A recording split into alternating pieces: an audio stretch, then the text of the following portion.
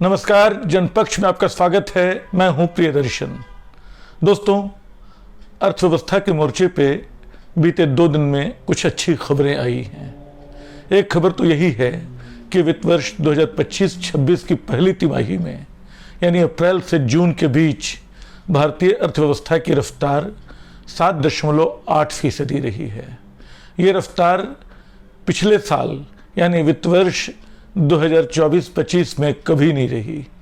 इसके पहले 2023-24 के ये आखिरी तिमाही में भारतीय अर्थव्यवस्था निश्चित तौर पे 8.4% की रफ्तार से बढ़ी थी। तो पूरे 1 साल बाद भारतीय अर्थव्यवस्था पटरी पे लौटती दिख रही है। एक अच्छी खबर है। इस मायने में ज़्यादा अहम है कि ये दौर अमेरिका के टैरिफ की शुरुआत का है। 50% टैरिफ भारतीय सामान पे लगा है, इस बात की सज़ा के रूप में कि भारत रूस से तेल खरीद रहा है। निश्चित तौर पे इसका कुछ असर पड़ेगा, लेकिन जो एक मनोवैज्ञानिक लाभ है जीडीपी बढ़ने का जो पहली तिमाही में साल की, वो बहुत बड़ा है। इसके अलावा अर्थशास्त्री याद कर रहे हैं कि मानसून अच्छा रहा है, त्योहार का मौसम आ रहा है और सरकार जीएसटी की दरें भी घटाने जा रही हैं बहुत सारी चीज़ों पे। इसका मतलब खरीदारी होगी, बाजार में पैसा दौड़ेगा, खुशहाली आएगी और भारतीय अर्थव्यवस्था और तेज होगी। दुनिया की सबसे तेज़ गति से बढ़ने वाली विकासशील देशों की ये सबसे बड़ी अर्थव्यवस्था साबित हो रही है। लेकिन इसके कुछ दूसरे पहलू भी हैं। जीडीपी जिसको हम कहते हैं, मापी कैसे जाती है, ये जीडीपी की पूरी अवधारणा क्या है। मैं मूल इस सवाल पे आता हूँ। आज एक किताब का जिक्र आपसे करना चाहता हूँ। ये डेविड पिलिंग की किताब है, ग्रोथ डिल्यूजन, यानी विकास का विभ्रम। विकास का भ्रम आप इसको कह सकते हैं। ये 2018 में ब्रिटेन से छपी थी और ये किताब विकास की अवधारणा पे, अर्थव्यवस्था की अवधारणा पे, जिसको हम जीडीपी बोलते हैं, जिसकी बढ़ोतरी से खुश होते हैं, उस पे कई ज़रूरी सवाल खड़े करती है। बताती है कि जीडीपी जो है खुशहाली का पैमाना नहीं बन पाती है। क्यों नहीं बन पाती, इस पे बात करती है, वो पूरे ऐतिहासिक परिप्रेक्ष्यों के साथ। ये बहुत अच्छी किताब है। और ये किताब जो सबसे पहले बताती है, जिस बात पे मेरा ध्यान गया, वो ये कि द्वितीय विश्व युद्ध ने दुनिया को 2 चीज़ें दी। एक परमाणु बम दिया, एटम बम दिया, और दूसरा जीडीपी की अवधारणा दी। ये सिर्फ समय का मामला नहीं है। डेविड पिलिंग बाकायदा बताते हैं कि किस तरह सेकेंड वर्ल्ड वार के समय उसके नतीजे तय करने वाला भी साबित हुआ परमाणु बम, और वो उसका परिणाम भी था। उसी तरह जीडीपी की जो अवधारणा थी, उनका कहना है कि उसके पहले राष्ट्रीय संपत्ति की, राष्ट्रीय कुल सकल घरेलू उत्पाद की कोई बड़ी व्यापक अवधारणा नहीं थी। देश युद्धों के समय अपनी क्षमता का अनुमान लगाते थे, ये होता था। लेकिन 30s के दौर में कुजेंट्स को ये काम सौंपा अमेरिका ने कि वो हिसाब लगाए कि अमेरिकी इकोनॉमी कैसे जा रही, कितना जा रही है। वहाँ से जो परियोजना शुरू हुई, उसके बाद अमेरिका के नेशनल इकोनॉमिक रजिस्टर का पहला दस्तावेज शायद 1942 में आया, जीडीपी की अवधारणा आई और धीरे धीरे देशों ने इसको वो पैमाना बना लिया जिससे विकास होता है। एक हद तक ये पैमाना सही भी है। हम देखते हैं कि दुनिया के जो सबसे ताकतवर, सबसे मजबूत, सबसे तरक्की करने वाले देश हैं, उनकी जीडीपी बड़ी है। वो अमेरिका है, वो चीन है। भारत को भी, भारत दुनिया की 3री सबसे बड़ी अर्थव्यवस्था होने जा रहा है। इसका सबूत भी हमारी लगातार बढ़ती हुई जीडीपी है। लेकिन डेविड पिलिंग याद दिलाते हैं कि जीडीपी जो है एक बड़ी निरपेक्ष किस्म की अवधारणा है। जीडीपी के लिए अच्छे बुरे का कोई मतलब नहीं है। जीडीपी खुशी का पैमाना नहीं है।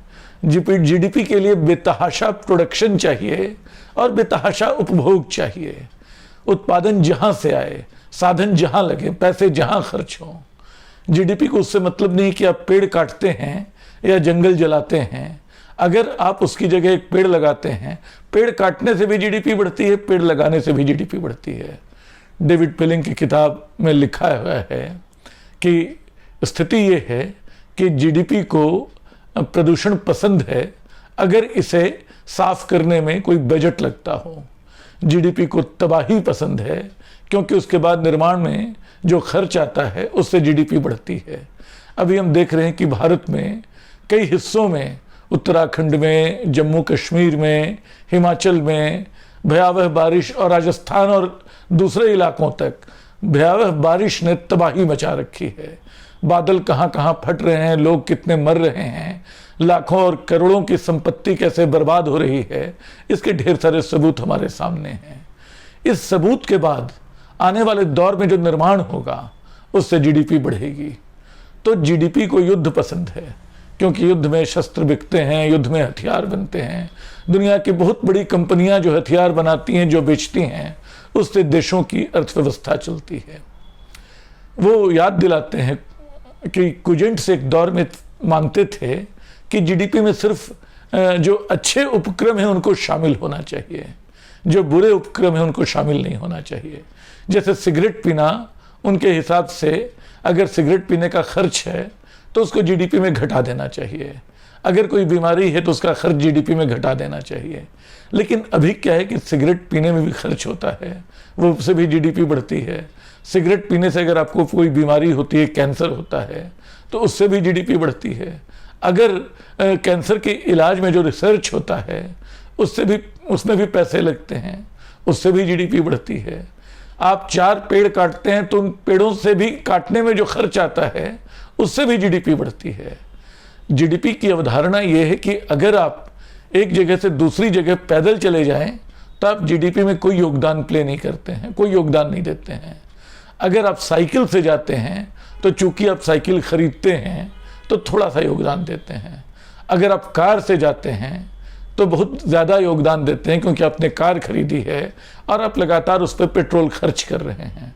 तो जीडीपी वो मॉन्स्टर है जो चाहता है कि आपकी जेब खाली होती रहे, आपकी जेब का सिक्का घूमता रहे, वो सिक्का बड़ा होता रहे और हम उसको खुशहाली मान लें।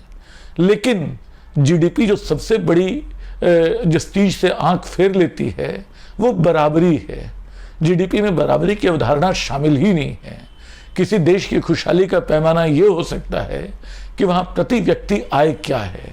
भारत प्रति व्यक्ति आय के मामले में दुनिया के 130 देशों में नहीं आता है।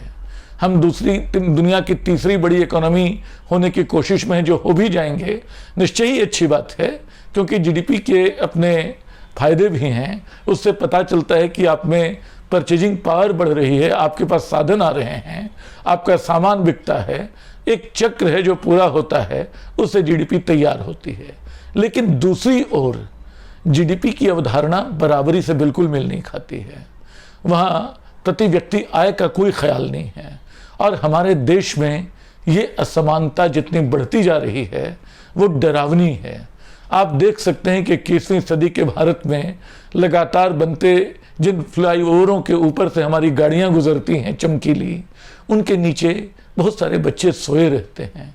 हम उनकी ओर ध्यान नहीं देते हैं क्योंकि हमें दफ्तर पहुंचना है, हमें जीडीपी बढ़ानी है, हमें देश की अर्थव्यवस्था में योगदान करना है।